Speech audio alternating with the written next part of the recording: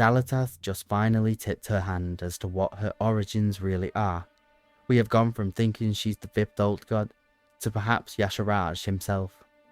That is until Blizzard went out of their way to tell us she is not. She is something far more ancient, something far more insidious, a remnant from the depths of time. If you like this kind of content, hit the like and subscribe buttons for me, and then let me attempt to sell you on some speculation as to everyone's favourite knife. We have all just seen how the main 11.0 campaign just ended. Well, at least I hope you have before clicking on this video, and if not, then I guess a spoiler warning, and go and play through the story first. While you're there, take a moment to really appreciate how high the bar has been set for storytelling, like in MMOs in general. Such a huge turnaround.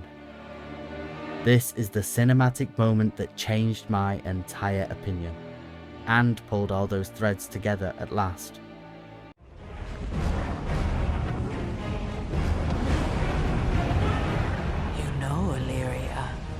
You mortals are the most wrathful creatures in existence.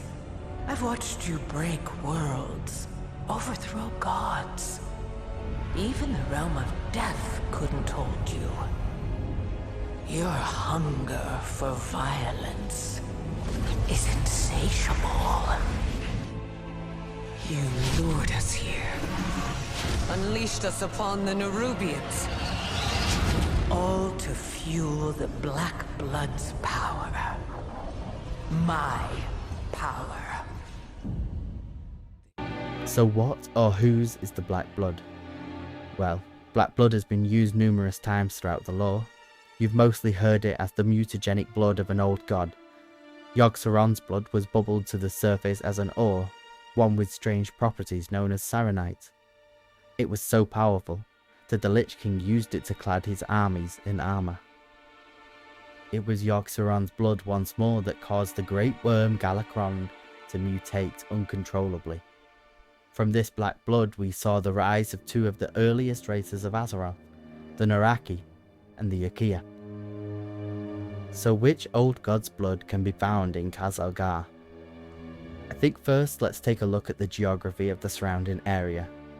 If we try and line up the rivers as topography, as best as we can, it's likely that Khazalgar was once connected reasonably close to Pandaria. And while the closest prison of an old god is Anchorage, I think there is a far more likely candidate. During the Great War that pitted the Titans against the old gods, Aman'Thul attacked Y'Shaarj directly and ripped him from the crust, destroying him.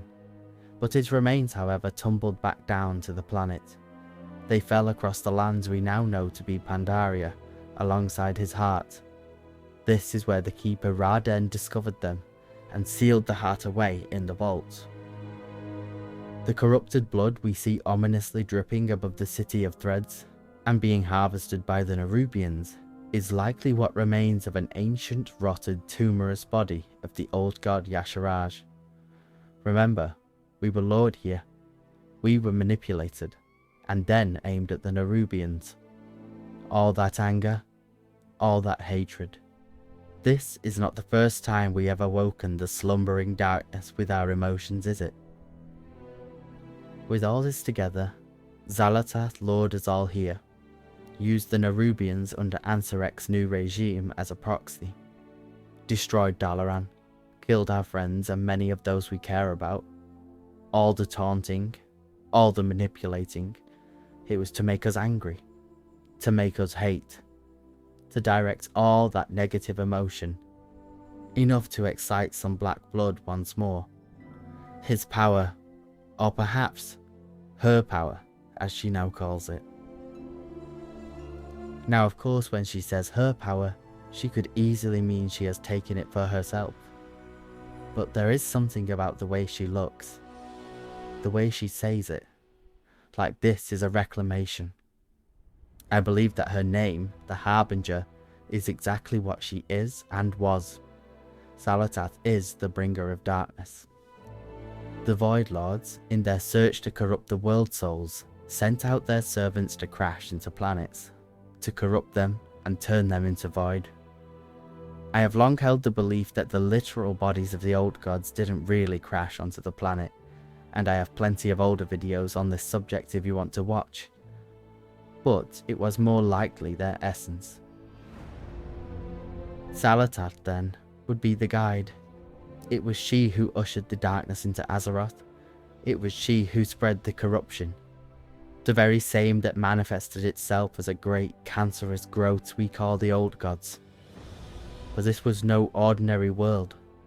We know now, thanks to the first Titan disc, that Azeroth is the prime world soul. As they gorged themselves upon the limitless depths of Azeroth's life force, I believe they grew beyond Xal'atath's control. Her goal would have been to convert, not consume.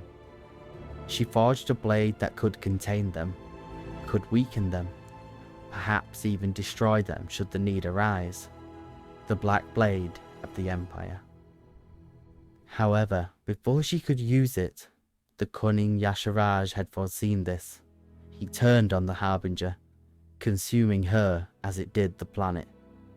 Drunk on this newfound power, and declaring himself a god, he struck first, forcing her to hide what remained of her essence within the blade, and then patiently bide her time to reclaim her throne. This would explain why N'Zoth feared the blade, why Azshara thought it was the only weapon that could destroy the old god, its connections to Y'Shaarj even being called his claw. If I had to speculate further, I believe we will find out more from the Haranir. It seems to be their magic, along with the Nerubians, that's keeping that black blood at bay for now. We will have to deal with the consequences of this awakening somehow. But I really hope everyone else is having a blast this expansion just like me. In terms of the story, this expansion has been one of, literally if not the best so far. I'm super invested. And as always, thank you to everyone who listened and supported. You are actually the best. Oh, and don't forget to come back anytime.